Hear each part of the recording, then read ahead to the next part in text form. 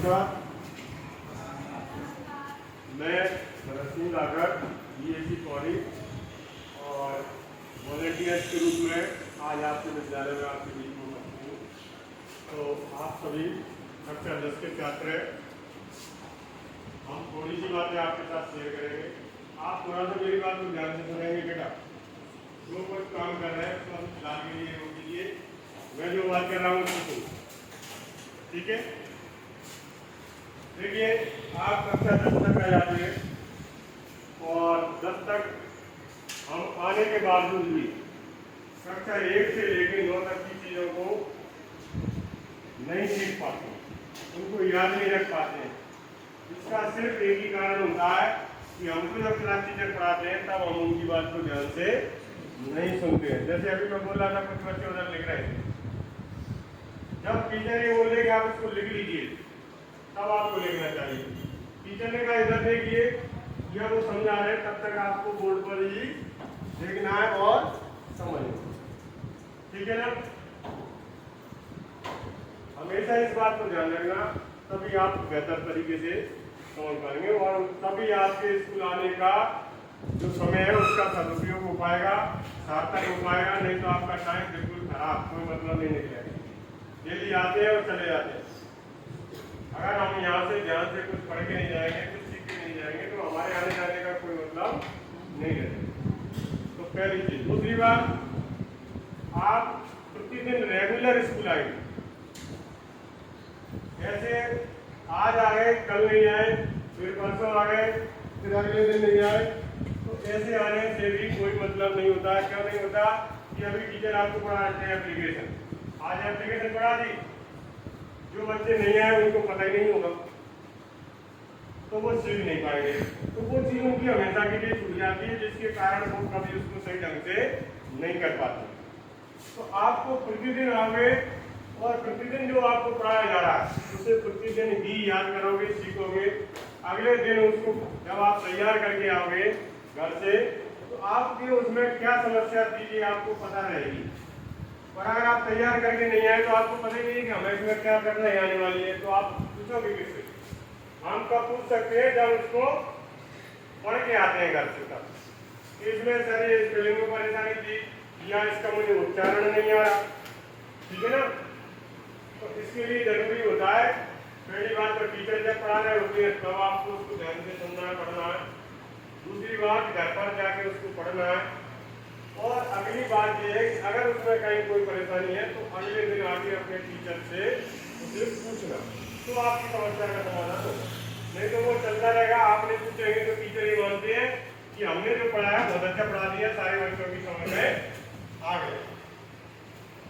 क्योंकि आपको पूछना पड़ेगा, कोई तो ये पता चलेगा कि आपकी समझ में नहीं आया। तो इस बात को जानिए, डरिए नहीं, किसी से डरने की जरूरत नहीं। स्कूल में कोई ऐसा टीचर नहीं होता जो बिना किसी कारण के बच्चों को डांटता हो। आपको अगर कहीं ग्लोबल टीचर डांटते हैं तो उसका कारण सिर्फ आपकी पढ़ाई हो सकती है, अन्य किसी चीज के लिए यहाँ कोई टीचर आपको डांटेगा, तो डरने की आवश्यकता नहीं है। विषय के बारे में बात करेंगे तो आप सबको कभी नाराज नहीं होंगे, लेकिन बिना मतलब कि हम गाँव की बात करने लगे, किसी दूसरे विषय वस्तु की बात करने लगे, तो फिर वो सोचते हैं आप टाइम पास करना चाहते हैं, इसलिए वो आपको फिर डांटेंगे, ठीक है ना। चलिए मैं थोड़ी सी बात आपको मैथ के बारे में करता हूँ। जनरल चीजें, संख्या, आप जानते हैं संख्या कितने प्रकार की होती है, आपने सबसे पढ़ी है, ठीक है ना। कोई बता सकता है सबसे पहली संख्या कौन सी है? जो बताइए, हमने जो सीखा संख्या, वो सबसे पहले कौन सी संख्या सीखी? प्राकृत संख्या। Very good. क्या नाम है? अरे मेरा नाम प्रमोद। जोरदार तालियां प्रमोद। यानी जो हमने सीखा था, गिनना सीखा 1 2 3 या 1 2 3 4 5, जहाँ से हम गिनती शुरू करते हैं ना, यही हमारी पहली संख्या है और इनको क्या नाम दिया गया है? ये बहुत बड़ी समस्या, बच्चों को पता ही नहीं होता प्राकृत संख्या क्या होती है। तो आप ध्यान रखिए, जहाँ से हमसे कहा गया इस क्लास में कितने बच्चे बैठे हैं गिन के बता, तो कहाँ से शुरू करते हैं हम? बस ये एक से जो शुरू होती है बड़ी प्राकृत संख्या। और सबसे छोटी प्राकृत संख्या कौन सी है? सबसे बड़ी बता सकते हैं क्या? नहीं बता सकते, क्योंकि आप बताओगे उसमें एक जोड़ देके दूसरी संख्या रहेगी। तो हमें सबसे बड़ी नहीं पता, लेकिन सबसे छोटी जरूर। अच्छा, इसके बाद पूर्ण संख्या यानी फिर क्या हो गया अपने ऊपर हो गई है जीरो। जीरो क्या होता है? देखिए उदाहरण के लिए इस क्लास में मान के चलिए अभी 55 स्टूडेंट है, 55 बच्चे सब बैठे हुए और मैंने कहा 55 बाहर चले जाए। अगर पूरे 55 बाहर चले जाएंगे तो इस क्लास में कुछ बचेगा क्या? नहीं बचेगा। तो हम क्या करेंगे? क्लास में कितने चाहते हैं? जीरो, यानी कोई नहीं बचा। समझ गए? तो जवाब कह देते ना कुछ नहीं या कोई नहीं है, तो वो संख्या आप क्या है? जीरो। और जब संख्या जीरो के स्टार्ट हुई तो उनका नाम भी हमने क्या कर दिया? पूर्ण संख्या। तो ये पहली जो थी वो ज्यादा संख्या और दूसरी वाली पूर्ण संख्या। अब जीरो कैसे आया मैंने अभी आपको बताया कि हमारे इस रूम में कितने बच्चे थे? 55। देखिए इसमें कोई चिन्ह नहीं लगा तो कौन सी संख्या मानी जाती है? धन की के की धन की मानी जाती है। और मैंने आपसे कहा कि ये 55 के 55 छात्र बाहर चले जाइए, तो काय के होंगे वो? माइनस के। आप बता 55 चले गए तो आपके पास कितने बचे थे? जीरो। समझ गए? तो इसका मतलब एक संख्या धन की थी तो दूसरी काय की हो गई? ऋण की। यानी जीरो के आने से ऋण की संख्या भी बन गई। समझ गए ना? तो इस कारण से अब हम संख्या को फिर से देखिए, ये जीरो का अगर धन का एक है तो एक ऋण का भी होगा। समझ गए? अगर ये धन के दो है तो ऋण के भी दो है। इसी तरह से तो धन की संख्या भी है यानी प्राकृत भी है, जीरो शामिल है, पूर्ण भी है और ऋणात्मक संख्या भी इसमें शामिल है। तो इस प्रकार की संख्या को हम कहते हैं पूर्णांक। तो ये हो गया पूर्णांक। समझ गए? आपको पता होना चाहिए कि प्राकृत क्या होता है, पूर्ण क्या होती है और पूर्णांक क्या होता है। ये संख्या रेखा पर इनको जब बनाते हैं आप पूर्णांकों को, तो बीच में सेंटर में जीरो होता है, इसके राइट साइड में जब क्या होगा? धनात्मक संख्या और लेफ्ट साइड में ऋणात्मक। इसका एक नियम है कि जब हम लेफ्ट से राइट की ओर जाएंगे तो संख्याएं बढ़ते क्रम में होंगी और अगर राइट से लेफ्ट की ओर आएंगे तो संख्याएं। अब आप देखिए, आपकी एक समस्या का समाधान नहीं होगा। यहाँ मैंने लिखा 1 2 3 4 5, ठीक है, और इधर लिखा ऋण 1 ऋण 2 ऋण 3 ऋण 4 और इसी तरह और बड़ा रहा तो हम ऋण 5 और अनंत तक लिख सकते दोनों। मैंने अभी आपको बताया था कि हम इधर को चलेंगे यानी राइट साइड में जाएंगे तो बढ़ती जाएंगी। देखिए ऋण 4 के बाद इधर ऋण 3 आए तो ऋण 4 से ऋण 3 कैसे हो गई? बड़ा। समझ गए ना? इसी तरह ऋण 2 ऋण 3 से बड़े होते हैं, ऋण 1 ऋण 2 से बड़ा होता है और 0 ऋण 1 से बड़ा होता है और 1 0 से बड़ा होता है। यानी उधर को जाएंगे वो संख्या। अब आप उल्टा देखेंगे, यहाँ 4 है और यहाँ 3, तो कौन सी संख्या छोटी होगी? इधर को आ रहे हैं, बढ़ रहा है कि नहीं? अब मैं पूछूंगा आप देखें 3 में और ऋण 3 में कौन सी संख्या बड़ी?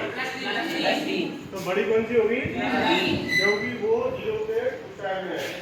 यानी आप याद रखिए संख्या रेखा इसके बारे में समझ लीजिए कि 0 के राइट साइड में धनात्मक संख्या आती है, 0 के लेफ्ट साइड में, ठीक है। और जब हम लेफ्ट से राइट की ओर जाएंगे संख्या रेखा पर तो बढ़ता क्रम होगा और राइट से लेफ्ट की ओर जाएंगे तो ये आप थोड़ा सा इसको ध्यान रखें, क्योंकि जब हम बड़े हो जाते हैं दूसरे कॉम्पिटिशन की तैयारी करते हैं तब ये छोटी छोटी चीजें हमारे काम हम सोचते हैं हमने तो 10th पास कर लिया, 12th पास कर लिया, ये गिनती क्या काम आएगी?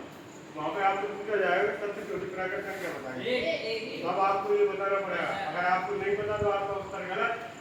और कभी कभी क्या होता है एक नंबर बहुत महत्वपूर्ण होता है, कभी एक नंबर भी हमारा किसी भी जॉब के लिए सिलेक्शन रुक सकता है या एक नंबर आने की वजह से सिलेक्शन मिल सकता है। तो हर नंबर का महत्व, तो हमें प्रत्येक एक चीज को ध्यान से पढ़ना होगा। और ऐसी बात है जो छोटी बात है जो गणित में भी है ना, प्रत्येक विषय में होती है। आपको ये चीजें विज्ञान में, सामाजिक विज्ञान में प्रत्येक विषय में ध्यान रखना, छोटी चीज को ध्यान से पढ़िए। लग रहा है वो छोटी है लेकिन वो बहुत काम की होती है। आपने वैसे पढ़ा होगा कि जहाँ का सुई वहाँ क्या करे तलवार। सुई का काम तलवार कर सकती है क्या? नहीं कर सकती। समझ गए ना?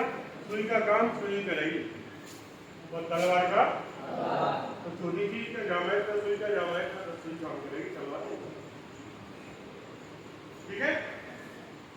अब आप 10th के छात्र हैं सभी और आपके कोर्स में कहाँ तक हो गया आपका मैथ? आपको पता है क्या? कौन सा चैप्टर चल रहा है? तीसरे चैप्टर का नाम है दो चरों वाले समीकरण, है ना? तो इससे पहले आपने एक सेट के रैखिक समीकरण पढ़े। जानते हैं रैखिक समीकरण क्या होता है? कोई भी एक बताए। किसकी? मैंने यहाँ लिख दिया 2 की घात 1। रैखिक समीकरण है क्या? नो, ये रैखिक समीकरण। और भी बताएगा आप मुझे लड़कियों में बता बेटा रैखिक समीकरण का उदाहरण बताइए। आप में कोई और बताओ कोई? देखिए समीकरण के लिए एक चर राशि होनी चाहिए। इसमें कोई चर राशि है क्या? इसलिए रैखिक है। ये तो चर राशि है तो इसमें कोई भी चर राशि आनी चाहिए x, y, z, ठीक है? और उसकी अधिकतम घात कितनी हो सकती है? 1। अगर मैं यहाँ लिख देता कि 2x + 1 = 5 यानी 2x + 1 = 5। अब ये रैखिक समीकरण है। क्यों है? क्योंकि इसमें जो चर राशि आई है उसकी घात कितनी है? 1। रैखिक समीकरण में हमेशा चर राशि की घात 1 होगी और अगर एक ही चर राशि है तो फिर वो एक चर वाला रैखिक समीकरण होता है। जिसमें एक ही चर राशि आई है उसकी घात 1 है तो ये एक चर वाला रैखिक समीकरण। अगर मैं इसी जगह लिखता तो ये बताइए कितने चर आए? 2 चर है। कौन कौन से हैं? x और y। अब हमें इनकी घात देख रहे हैं, दोनों की घात 1 है तो 2 चरों में ये रैखिक समीकरण। अगर इसकी जगह लिखा होगा कि 2x y यानी प्लस 3y इक्वल टू, अब देखिए इसमें x की पावर कितनी आ गई? 2x² plus 3y equal to लिखा है ना, यानी 2xy धन 3y बराबर 7। तो अगर ऐसा लिखा है तो ये रैखिक समीकरण नहीं है क्योंकि इसमें चर राशि की घात 2 आ गई। चर राशि की घात 1 होगी तभी वो रैखिक समीकरण।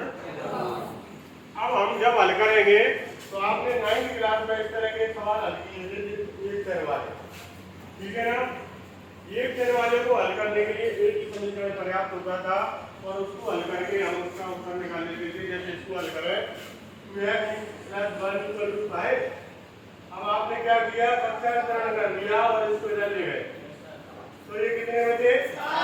अच्छा होगा 4/2 यानी कि कितना आया? 2। तो यहाँ पर उत्तर आ गया आपका x = 2। एक चर था और एक ही समीकरण था, हल कर दिया, उत्तर आ गया। लेकिन जब 2 चर होंगे तो हमको 2 समीकरण मिलेंगे, उनको हल करना पड़ेगा, तब आपको 2 उत्तर मिलेंगे, एक x का और एक y का। ठीक है?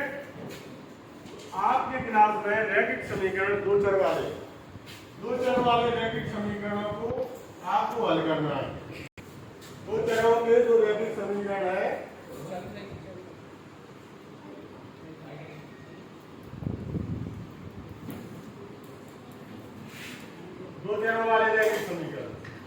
इनको हल करने की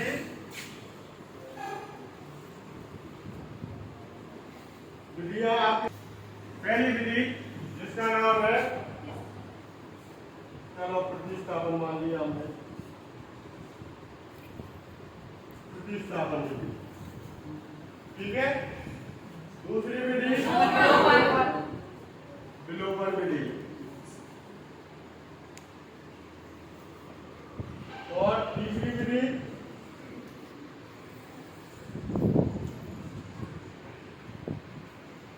आलेख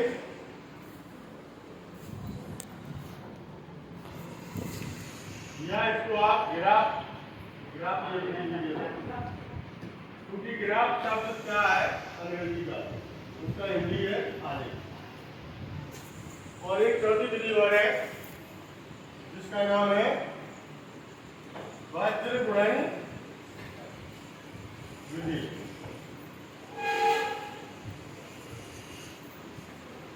ये चार विधियां हैं आपके पास रैखिक समीकरण को हल करने के लिए, ठीक है ना। आपको चारों विधियां आनी चाहिए। एग्जाम में जब पेपर में यानी आपके में कोई सवाल आएगा, यहाँ लिख लिया x plus Y equal to 7 और 2x minus Y equal to 3, ठीक है। अब हमें इनको हल करना। अगर सिर्फ ये लिखा हुआ है कि निम्न समीकरण को हल कीजिए, तब तो आप स्वतंत्र हैं। इनमें से चार विधियों में से कोई सी विधि हल करेंगे और आपका उत्तर सही है तो आपका सवाल भी सही। लेकिन अगर परीक्षा में लिखा गया कि इसको प्रतिस्थापन विधि से हल करो, अगर परीक्षा में क्या लिखा गया, अगर हमको लिखा प्रतिस्थापन विधि से हल करो और हमने कर दिया वज्र गुणन विधि से और उत्तर भूल जाएगा, समझ गए, उत्तर सही है लेकिन विधि, तो आपको नंबर नहीं मिलेंगे। आपको नंबर तभी मिलेंगे जब उसने कहा प्रतिस्थापन विधि से हल कीजिए और उसको प्रतिस्थापन विधि से ही हल किया गया, तब आपको पूरे नंबर मिलेंगे। अन्यथा दूसरी विधि से हल करने पर वो आपका करना और नहीं करना बात बराबर है, 0 नंबर मिलेगा। तो इसलिए आपको क्या करना है, ये चारों विधियां सीखनी पड़ेंगी और चारों विधियों से आपको हल करना आना चाहिए, तब जाके आप ये मान रहे कि हम कोई सा भी सवाल आ जाए उसको हल कर सकते हैं, ठीक है ना। इनमें कोई भी परेशानी आपको आती है तो बिल्कुल आप टीचर से स्पष्ट रूप से समझ लें, जिससे आपको परीक्षा में कोई समस्या नहीं है, ठीक है ना।